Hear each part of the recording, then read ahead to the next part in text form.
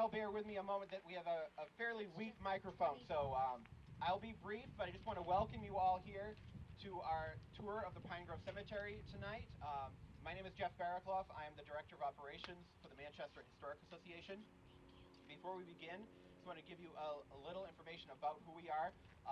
We are a member-based organization. I know many of you are members of our organization. Thank you all for your support. If you are not a member and are interested in joining, we do have membership brochures up here, so please see myself or Christy Ellsworth before the night is over if you'd like to learn more about becoming a member.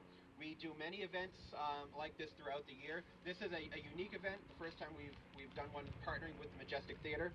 So I hope you all enjoy this, but we do have two other walking tours scheduled in the fall, one of the Squag Cemetery on the west side and one of the Mill Yard with our Executive Director, John Clayton. We also have an exhibit opening that will be starting up in October about the Manchester's role in the New Hampshire primary. So be sure to check that out as well, and we'll be having an exhibit opening for that on October 3rd. Second. October 2nd.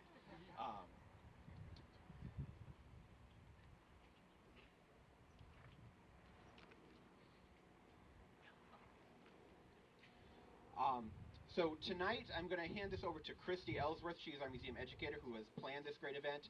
You all should have received a sticker mark when you checked in that has a number on it. That is the number of your tour. There are going to be 5 different tours going on simultaneously here tonight. And I will turn it over to Christy to explain how that process will work. All right, thank you so much and welcome. Like Jeff said, I actually am going to turn the microphone over for 1 second. Where is Rob? Rob from the Majestic Theater, I'm sure would love to promote his amazing organization as well. So I'm just going to give Rob an opportunity to do that, and then I'll give you the lowdown. I didn't realize I had to talk. Thanks for joining us for this event. We did something similar for a private event 6 months ago, and that gave us the idea to do this together, and we've always loved working with the Historic Association.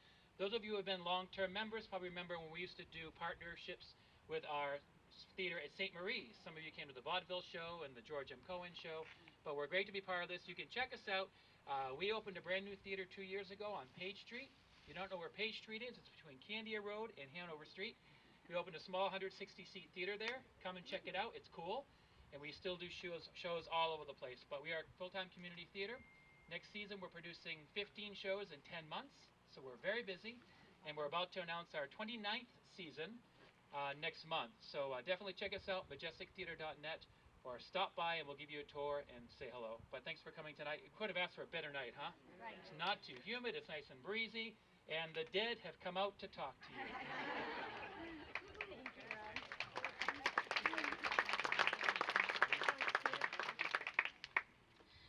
Okay, so all of you were given a tour sticker on your way in upon arrival. If you have not done that, please see myself or Jeff relatively quickly, and we will get you where you need to go. So on that tour sticker, you have a number, 1 through 5. There are 5 groups led by our Granite State Ambassadors. Can the Granite State Ambassadors raise their hands? Perfect. The Granite State Ambassadors are an amazing organization that helps a lot with our volunteer spots that we need to fill. And so tonight they are going to be your tour guides. You will have a Granite State Ambassador in the front of your pack and one as the caboose. So when you are assigned your ambassador, if you want to stay between them, that would be great. There are 11 graves with 11 live actors at them. We are going to do a shotgun start, much like a golf tournament. So when we divide into our groups, Rob will take the first 2 groups. Rob is back there. So he will take groups 1 and 2 to their destination. So if you are in groups 1 or 2, you can head back to the Rob area. And then I will take groups, actually Karen, where is Karen? Karen's back there. Granite State Ambassadors, if you are in group 3 or 4, please head back to Karen. And if your name tag says group 3 or 4, you will head back to Karen. If you are in group 5, you can stay right here with me and I will lead you where you need to go. So your actor will give his his or her biography in a first-person encounter. If you have questions that they do not tell you and they're not able to answer them, please direct them to Jeff, myself, or the Google. And that way you can really enjoy your experience and not confuse our actors. And when we ring the bell, which you all heard, I won't do that again, it'll be time to rotate, and your Granite State Ambassador will lead you to the next grave, and ultimately you will end up back here at the chapel. So without further ado, I think we're going to start. Okay.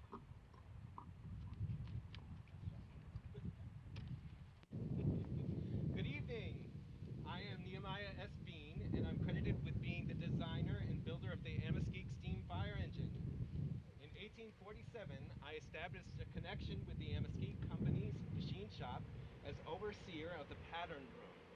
In 1850, I became the superintendent of the locomotive department, a position that I held until 1854, when I moved to Lawrence, Mass.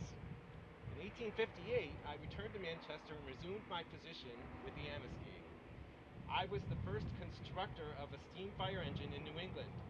You see, I was a locomotive machinist in Manchester and a member of the hand tub company, my job being to work the brakes. It was then that I had the idea that there must be a better way to pump water by hand. So in the winter of 1857 to the spring of 1858, I invented a successful steam fire engine. I conceived the first idea of this invention while working at the brakes. I communicated it to Thomas Scott, a fellow workman, and after hard and patient work, we produced the first steamed fire engine ever built in New England.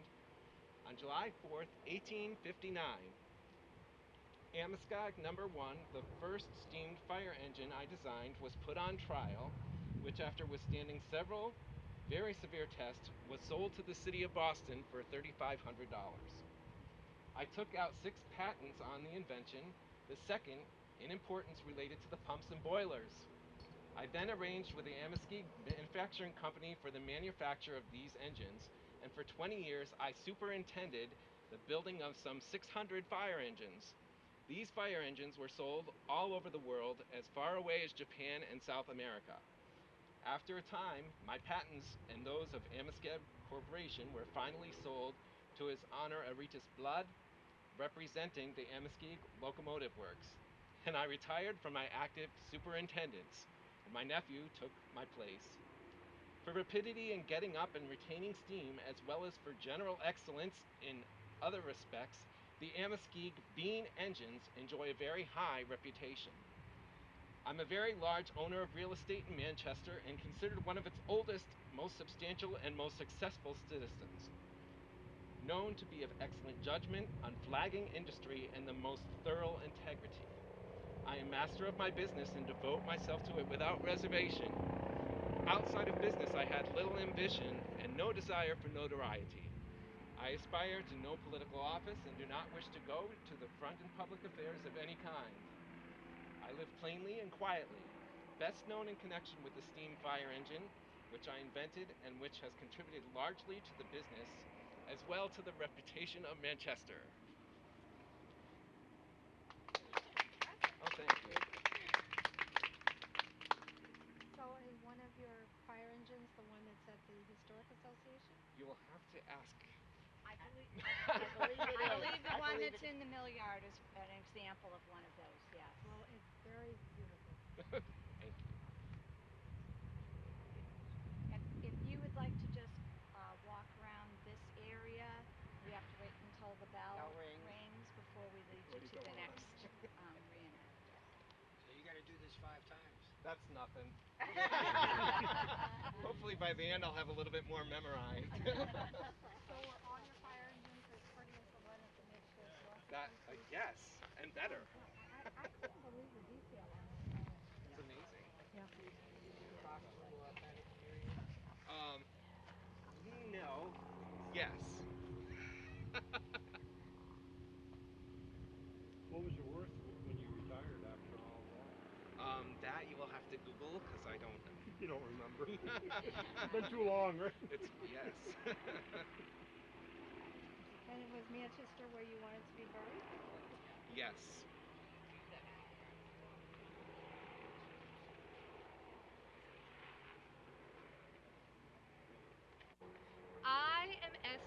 Hill Hawkes, and I was born not far from here in Hooksett, New Hampshire, on August 4th, 1833. I was the fifth child of Parmenas Hill and his wife, Jane Kimball Hill. After attending the public schools, I worked as a teacher and was committed to women's rights and the abolition of slavery. On October 5th, 1854, I married John Milton Hawkes, a doctor who shared my reformist views. After marriage, we traveled to Florida, where I taught black children in a small school. In the evenings, I began reading my husband's medical books, and in 1855, I enrolled in the New England Female Medical College, graduating in 1857 into a profession that was still the domain of men. When war broke out in 1861, I applied for a position as a physician or a nurse in the Union Army, but I was repeatedly refused. Dorothea Dix, the superintendent of Army nurses, proclaimed that I was just too young and attractive to nurse. Undaunted, I volunteered in Washington hospitals until I was offered a teaching position with the Freedmen's Aid Society in 1862. In that capacity, I arrived on the Sea Islands of South Carolina, where my husband was serving as a physician. I was born to be a missionary. I zealously embraced my new role, teaching classes of hundreds of students. In early 1863, I began working as a teacher with the 1st South Carolina Volunteers, a regiment of black soldiers recruited from the Union-controlled Low Country. A few months later, I joined my husband at the newly established hospital for people of color in Beaufort, where I both nursed and taught my patients, including the wounded of the 54th Massachusetts Infantry after their assault on Fort Wagner. Away from the prying eyes of Washington, I utilized my medical skills and supervised the hospital during my husband's frequent absences, which could last as long as 3 weeks. I doubt I would have been allowed such authority if my brother had not been the hospital steward, or if my patients had been white men. I continued to work in the hospitals and freedmen's schools of South Carolina and Florida throughout the remainder of the war. In March 1865, after Charleston fell to federal forces, I joined my husband in the city. Almost immediately, I organized the Colonel Shaw Orphan House for black children on East Bay Street and began supervising the 600 students of the city's normal school. After the war, my husband and I both left South Carolina for Florida, where I continued my work as both a teacher and a physician. Finally, in September 1870, I returned to the North. I began to practice medicine in Lynn, Massachusetts, where I was active in various charity organizations and served as an officer of the Women's Rights Suffrage Club.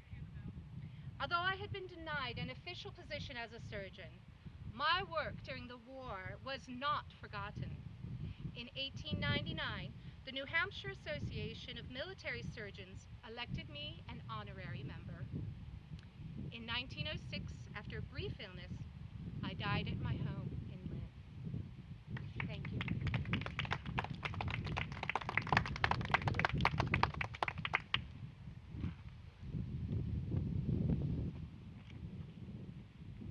Again, if you'd like to mill around, we have to wait for the bell.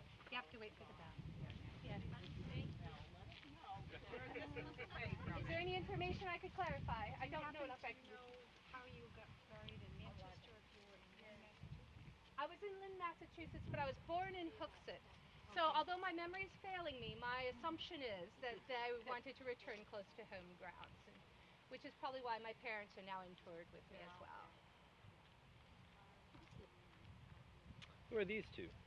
I have no idea. As I said, my memory is failing. I imagine they're relatives of some variety to allow them in the family plot, but I do not know.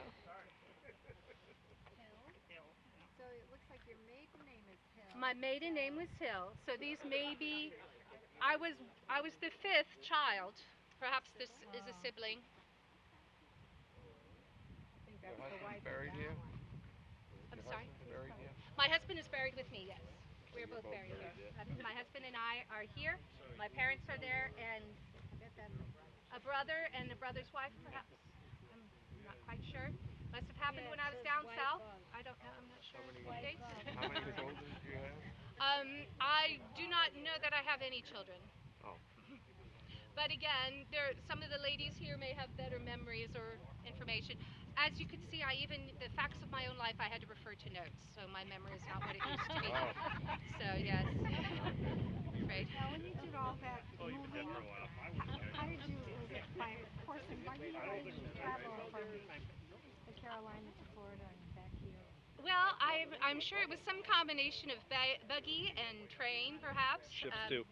Ships? Ships. Yeah. Oh, certainly, up and down the Atlantic. So, Oh, okay. yeah. Thank you. Thank you. Yes, that would make a lot of sense. I didn't know who went on ships at Well- that time, if it was just anybody or... To the Frank Pierce Carpenter Mausoleum. You may notice on your tour that this is the biggest, the largest one here in the cemetery. Pretty impressive. Well, I'll get to that in just a moment, but let me tell you a little bit about myself. Merchant, manufacturer, and banker. I, Frank Pierce Carpenter, was born the son of David Morrill Carpenter and Mary Perkins Carpenter in Chichester, New Hampshire, in the year 1845. And I was educated in the public schools of Concord, New Hampshire. I completed my studies in Concord in 1863. And in 1864, I came to Manchester as a young man, starting out my career in the grain and flour business. I then sold tea, coffee, and spices.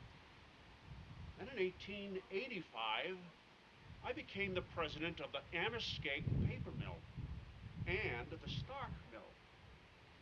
Years later, I would work my way up to become the president of the Amherstburg Manufacturing Company, which led me to great wealth. Manchester is my home, a place that I have great pride in, which is why I use so much of my great fortune for the benefit of this city. They refer to me as Manchester's #1 citizen and the benefactor of Manchester.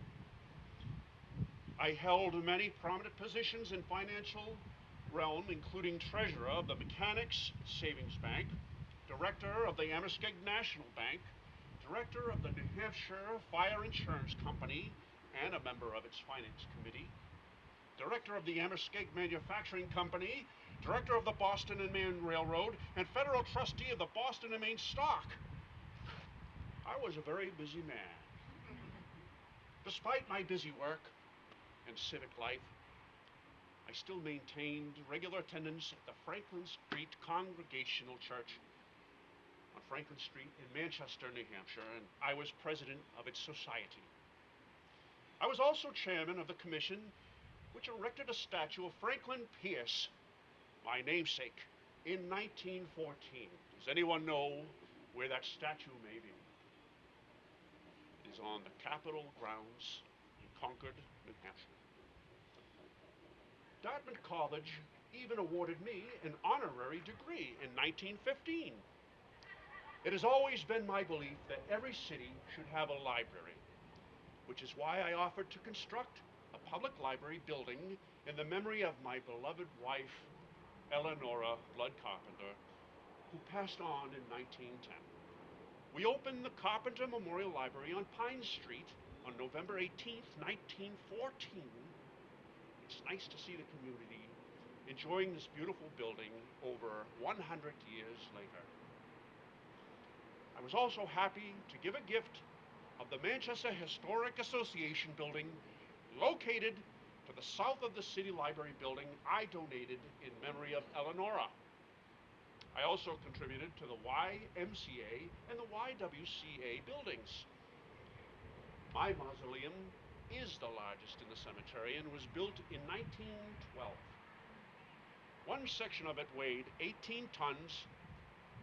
First, I'll ask this question. Do you want to hear a dirty joke? Of course, sure. 16 white horses fell in the mud. No, I'm just teasing. One section of this mausoleum weighed 18 tons, and it took 16 horses to draw it here from the train depot. It got stuck in the mud, and it took 2 city steamrollers to get it out. Some said that the career of Frank Pierce Carpenter in public service was unparalleled in the state. An editorial in the local paper the day after my death ended with the following words: "It will not be hard to fill his place. It will be impossible." Thank you. You live on North Elm Street in that Victorian mansion? This man is correct. My house was built on Elm Street, on the north end of Elm Street. 1800 is the address, and was leased to the American Red Cross in World War II. And since then, they have remained in that building and was awarded the deed, or they got some permanent residency in 1993. But yes, you are correct. The house is still there. It's beautiful. It was built for the president of the Amherst Manufacturing Company, Frank Pierce Carpenter. Now, Carpenter Street in the north end, is that named after you? The building, Carpenter Street? Carpenter Street, that is a very good question. I don't know the answer to that. I imagine it was to the family, or to his brothers were very, very prominent as well. You will, on your tour, meet Georgia, Frank's sister-in-law. Frank's brother is Josiah Carpenter, who is also buried here, and you'll meet his wife along the tour. Are you the only one buried in No, this was built in 1912. His wife passed on in 1910, and she is buried here as well. So just the two? Yes, yes. He has family here on the grounds. You will meet his daughter very soon, and his son is buried just over here. And his name was Arieas Blood Carpenter, named after Frank's father-in-law, Arieas Blood. Now, Arieas Blood is buried in Valley Street, and he has one of the most fanciest mausoleums in that cemetery. Arieas Blood he made his fortune in manufacturing locomotives and fire engines here in Manchester. And the fire engines through the Enniscade? No. No. Was the Manchester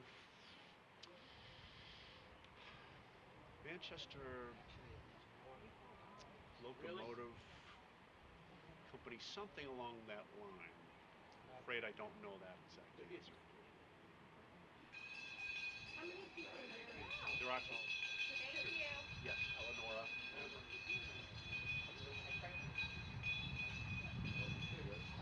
Hello, everyone. My name is Betty George, and I was born here in Manchester to Thomas and Angelina George, both being immigrants from Greece. My acting and singing career began here in Central High School, where I was a member of the Maskers stage group. I was voted most beautiful girl in the class of 1943. My singing career began in 1945, when I became a soloist for Glenn Gray and his Casa Loma Orchestra. This led to an illustrious career performing as a soloist with some of the world's greatest big bands, including those of Artie Shaw, Glenn Miller, Tommy Dorsey, and Glenn Gray. In 1947, I was singing at the Coco Cabana nightclub in New York City. For the Xavier Cutgard Orchestra, about the same time I appeared at the Waldorf Astoria in New York City and the Frolics in Miami Beach. I worked for over 16 years with the Milton Berle Repertory Company, appearing first on Broadway in 1948 in As As the Girls Go and Heaven on Earth. And I recorded for Decca Records and CBS Studios. In 1953 to 1954, I entered the television world and appeared on a regular on a variety program for ABC called The Jerry Lester Show. But I was destined to return to Broadway again in the Milton Berle's Repertory Company in 1955. I appeared in Ankles Away. I received many great honors in my career, but I was once voted the possessor of the world's greatest ankles. In the 1970s and 1980s, I revived my career becoming a regular guest on local TV in Albany. Some of my personal friends include Carmen Miranda, Frank Sinatra, Burl Ives, Tony Bennett, Peggy Lee, Al Hirt, Buddy Haggard, and Sergio Franchi. Oh, and Liberace. Oh. Walter Winchell, the famous newspaper columnist, once called me one of the 10 most beautiful women alive, and the Greek goddess of song. One music critic, Robert Dana, after hearing me sing at the Latin Quarter in New York, said, when you hear Betty George sing Let There Be Love, you will agree that there couldn't be a more influential spokeswoman for a subject of such importance. I have been in my final resting place here in the beautiful Pine Grove Cemetery since 2007.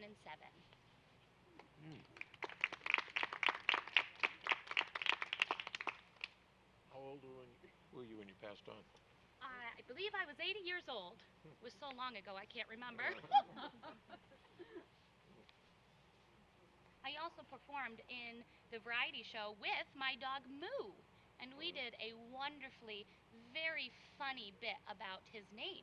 They called him Move because he was a stray dog and everyone said, move along.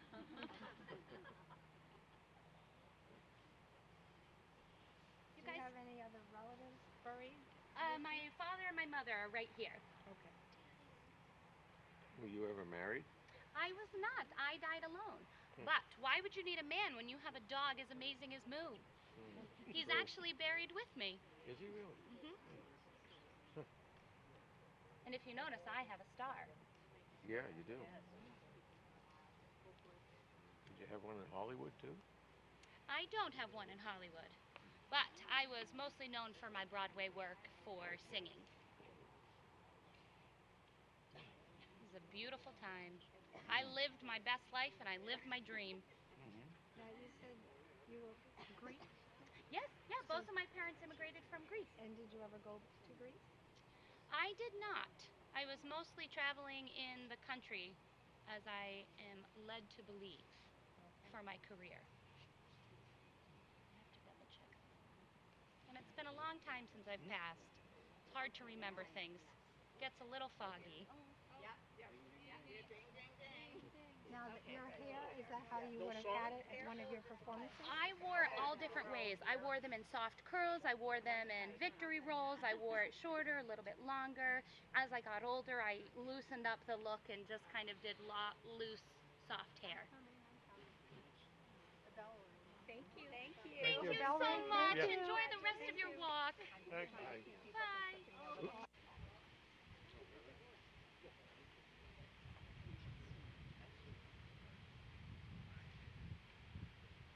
Gather around, don't be shy. My name is Mary Carpenter Manning. I was born in 1882, the daughter of Frank Pierce Carpenter and Eleanor Blood, and the wife spouse of Charles B. Manning, who was the boy next door. Father always instilled to us to be good stewards of our community, and that's why I was happy to follow in his footsteps to become one of Manchester's great philanthropists. Among my many civic engagements, I served as the president of the Manchester Historical Society from 1947 to 1964, and was the treasurer of the Women's Aid Home from 1911 to 1964. Sadly, my husband Charles was killed in a terrible accident in 1924 in the White Mountains. He and his brothers were hiking and they were hit by an unscheduled train. They were on the tracks trying to avoid the snow. My husband was the son of Superintendent Captain Charles H. Manning of the Amoskeag Manufacturing Company.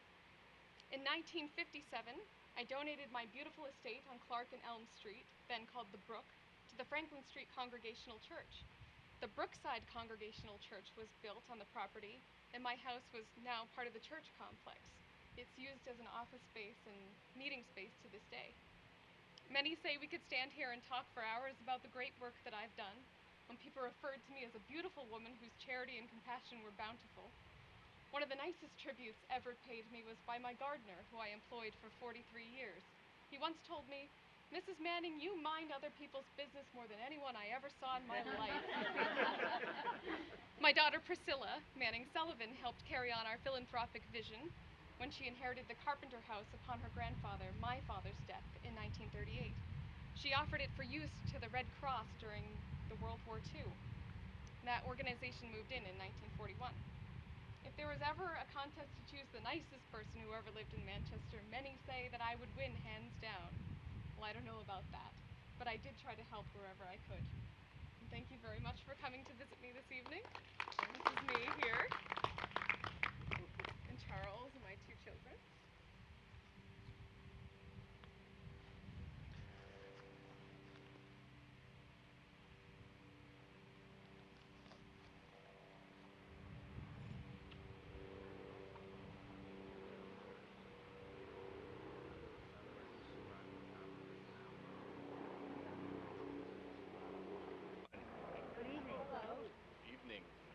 Enjoying the tour so far.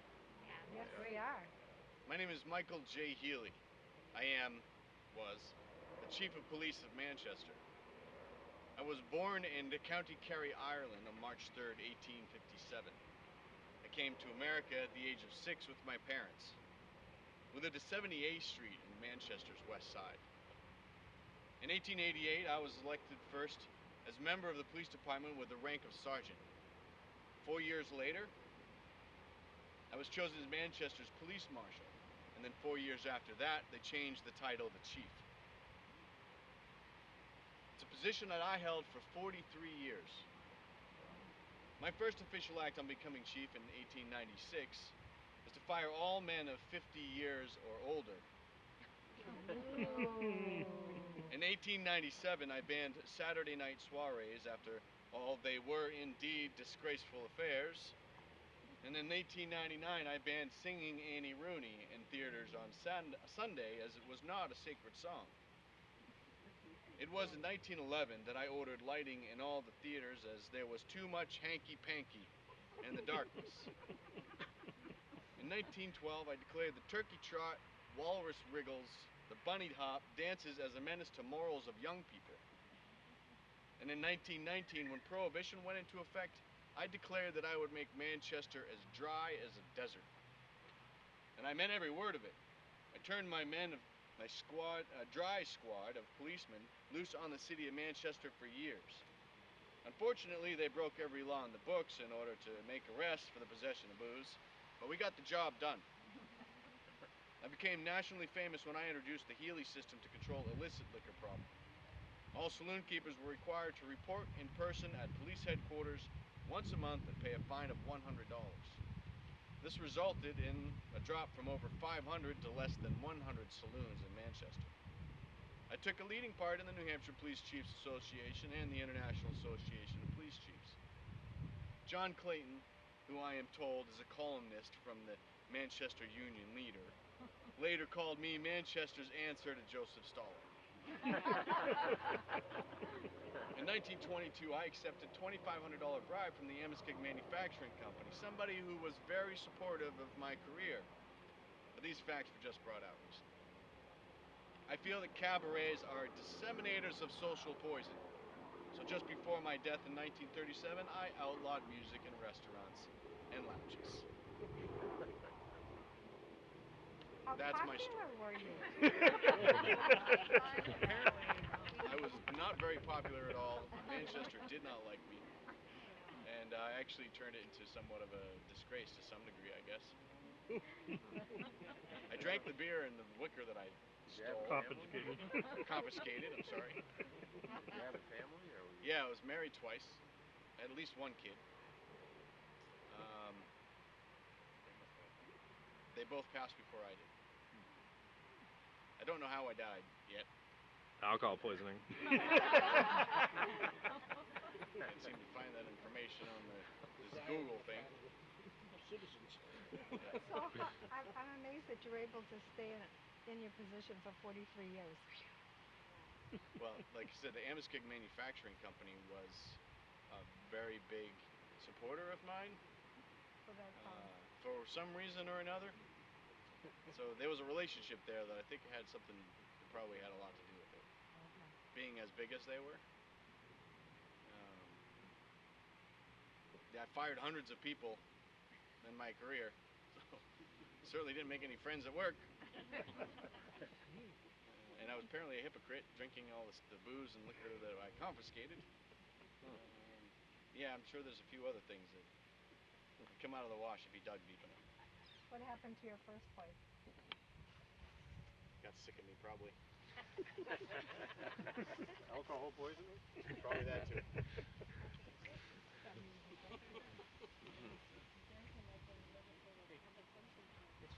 Yeah, there's some names on the back here that are related to the wives and the children.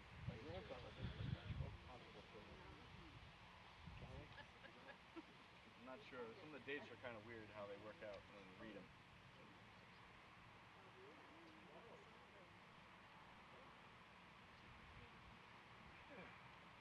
Come on up. There's plenty of room.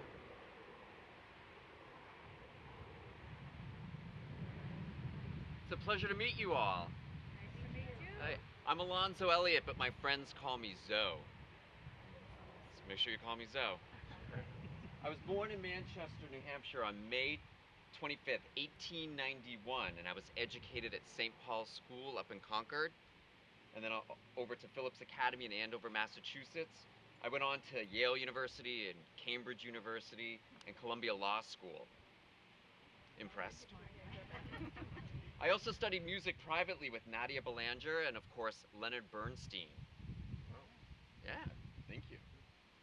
As a composer, I gained worldwide recognition for my song There's a Long, Long Trail that was published in 1916 and became popular during World War I. I wrote the music, and Stoddard King, my chief song collaborator, wrote the lyrics when we were seniors at Yale. I created the music as an idle pursuit one day in my dorm room at Yale in 1913. King walked in, liked the music, gave the first lyric, and then I sang out the second lyric, and it was all born. That's how it happened. Against better judgment, we performed it with some trepidation that evening at our fraternity. The first tune gained attention in England and later became popular in this country. Now, we were first published in London in 1914 because there was no US publishers that would take a gamble on us. My love for the Merrimack River took shape in my song Enchanted River that I composed in 1925, which is kind of nice because Merrimack's right down there. Now this is really interesting. The exiled son of Tolstoy, the Russian novelist, you all know him. All right. He heard it sung in a Russian tea room in France and had it translated into Russian. He's kind of impressed by that. So this is the interesting part. So the song, written by an American, published in England, sung by an Irish girl in a Russian tea room in Paris, France. That's pretty cool. That's pretty cool. Another one of my favorite compositions is the well-known march, The British Eighth.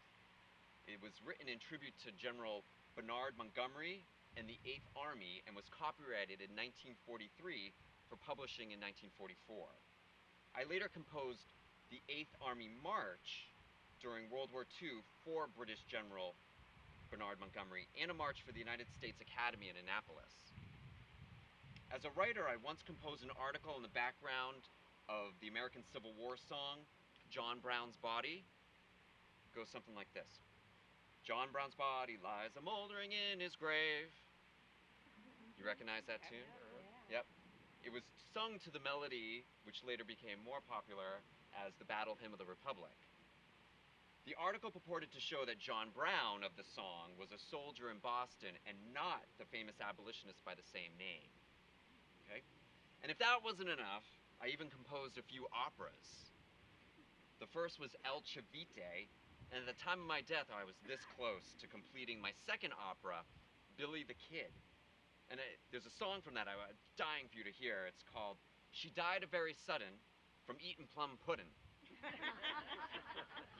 There you go. Thank you. Do you have any questions? I'm right over here. My parents are in the back. Were you ever married? No. This is quite impressive. So did you have a lot of money? Did you accumulate a lot of The money? royalties were pretty good for some of my songs. And if you're interested, go to YouTube and you can hear my British Eighth played by me on the piano. Oh, really? Yeah. I died in '64, not that long ago. Practice law? How old were you? A little bit. I was 73. 73, and my two sisters were here and their husbands. Alonzo, but you can call me Zoe.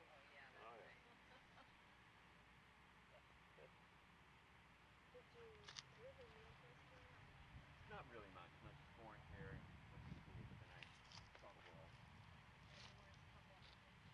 That's right, I died in Connecticut, but I wanted to be buried here. What did your father do for work?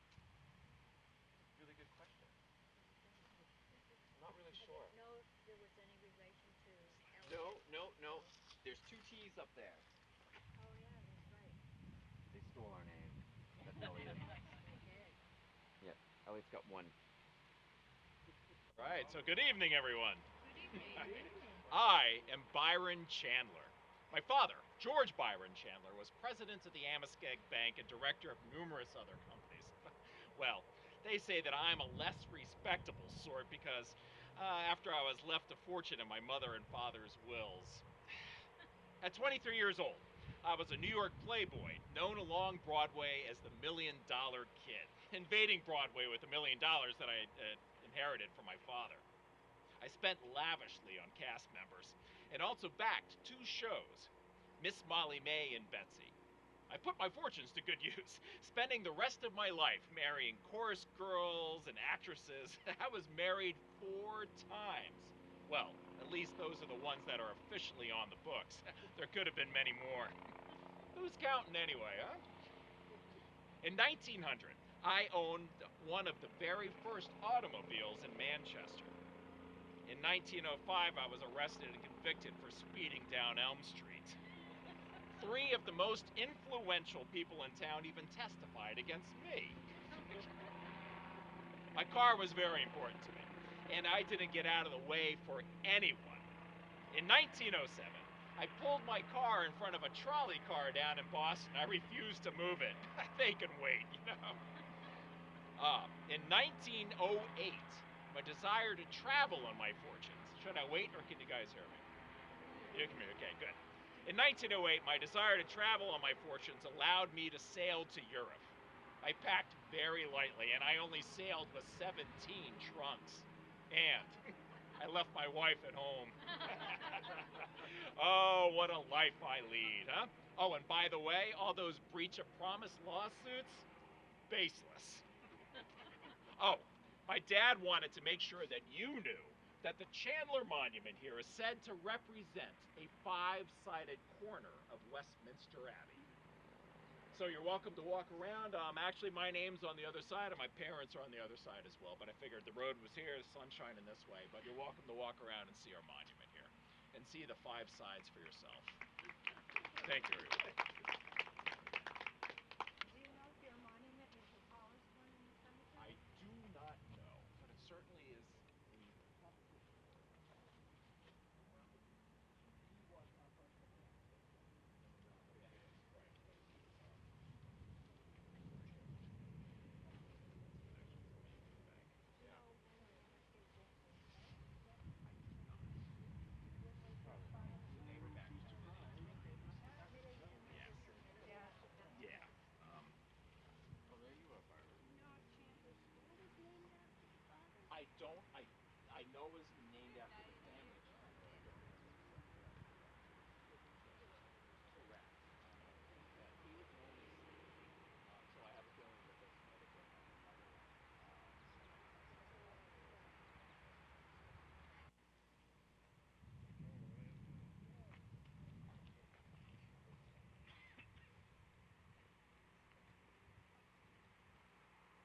James Adams Weston, born in 1827 in Manchester in the old Weston place, the site of Memorial High School today. My education was attained in academies at Manchester and Piscataqua, where I studied engineering. Determined to become a civil engineer, I taught schools during the winters, and at the age of 19 was appointed assistant civil engineer at the Concord Railroad in 1846. Promoted to the position of chief engineer in 1849, I also performed the duties of roadmaster and master of transportation at the Concord, Manchester, and Lawrence Railroads. I surveyed and superintended the construction of the Concord Waterworks, and in Manchester I was the foremost advocate for the building of the waterworks system. I first entered politics as the mayor of Manchester, a position which I held on 4 different occasions. This was quite the accomplishment, as Manchester was predominantly a Republican town at the time. In 1871, I secured the gubernatorial Democratic nomination, and after a close popular election, the legislature named me the official governor. In 1872 and 1873, I actually lost my re-election bids, but I was successful in winning re-election in 1874. During my 2 terms, an important railroad merger was authorized, and numerous Democratic appointments were made in the judiciary, as well as the state jobs that were previously held by the Republican Party. After completing my 2nd term as governor, I retired from the political life. However, I continued to stay active, working in the banking, insurance, and railroad industries. My memory lives on at the Weston Observatory in Derryfield Park, a structure that I bequeathed money to upon my passing.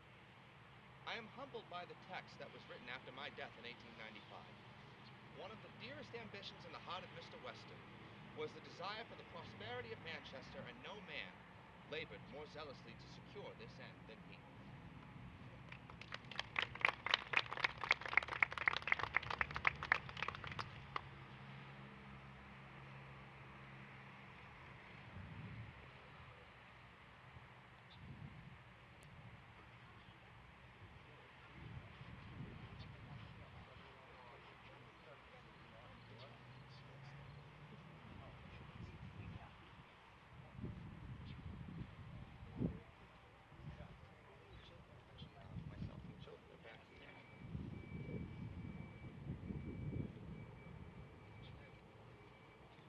Thank you all for visiting tonight.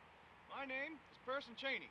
I was born in the year 1828 to abolitionists Abigail and Moses Cheney. And my older brother, Orrin, was the founder of Bates College. I attended academies in Peterborough and Hancock, as well as the Parsonsfield Seminary in Parsonsfield, Maine. During the Civil War, I served as First Lieutenant and Regimental Quartermaster for the 13th Regiment of the New Hampshire Volunteer Infantry. I moved here to Manchester in 1867, and I engaged in business as a paper dealer and continued the manufacture of paper at Goffstown. I was engaged in my agricultural pursuits until I was elected mayor of Manchester in 1871. In the year 1875, I became governor of the state of New Hampshire. During my tenure, patronage jobs and judicial appointments were reinstated to the Republican Party, state government was restructured, and reform measures were initiated to stabilize the state's declining economy.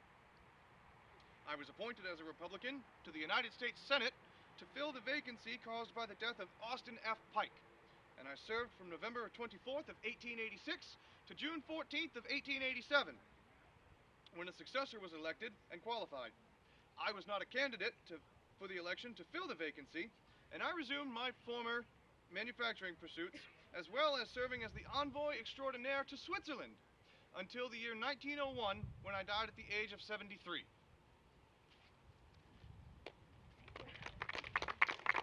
Thank you. That's all the information I have on myself for you tonight. I would invite you to please admire this wonderful Celtic cross artistry on the front face of my gravestone here. It is truly something that begs to be seen.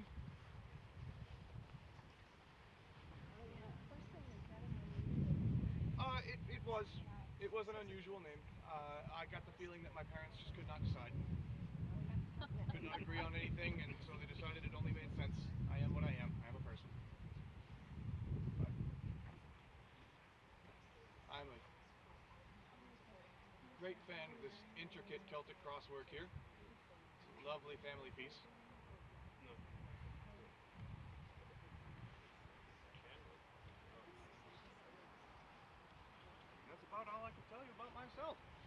please feel free to continue browsing around, look at the other wonderful stones that we have here, and enjoy the rest of the tour. Thank you very, very much for coming out and visiting. It's a wonderful night tour, isn't it? Well, good evening, everybody. My name is Georgia Drake Carpenter, and I lived from 1836 until 1932. That's 96 for those of you who don't want to do the math. My family and I are very important to the town of Manchester. We held many prominent jobs and roles. Did you also know that I am a descendant of Sir Francis Drake, the explorer and first Englishman to circumnavigate the globe? My father was the famous Pittsfield pioneer, Colonel James Drake. My husband, Josiah Carpenter, was a successful banker and real estate mogul who served as a banker in Pittsfield, New Hampshire for over 20 years.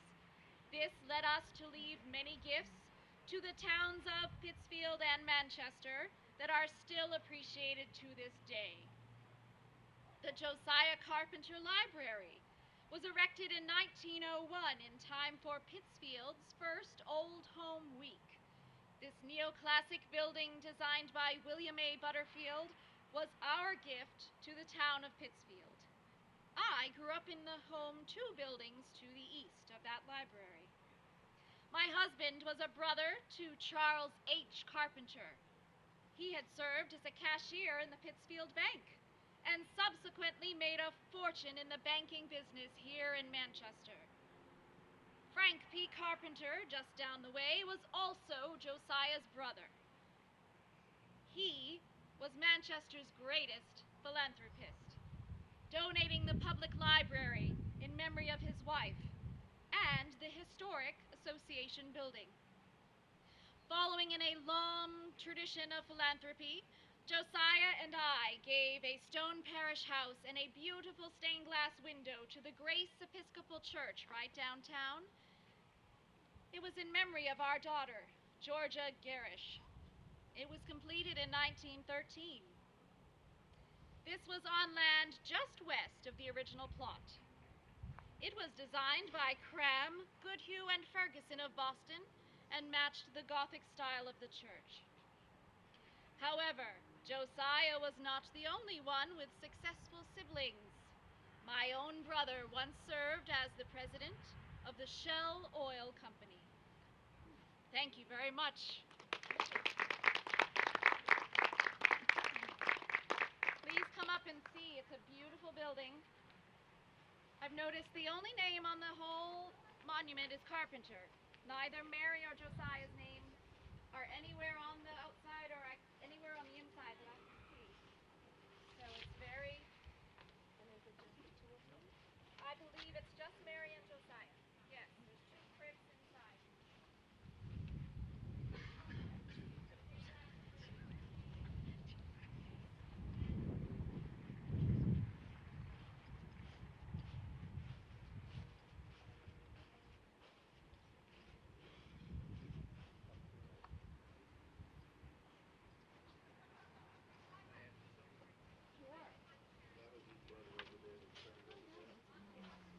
Yes, so Josiah was brother to Frank.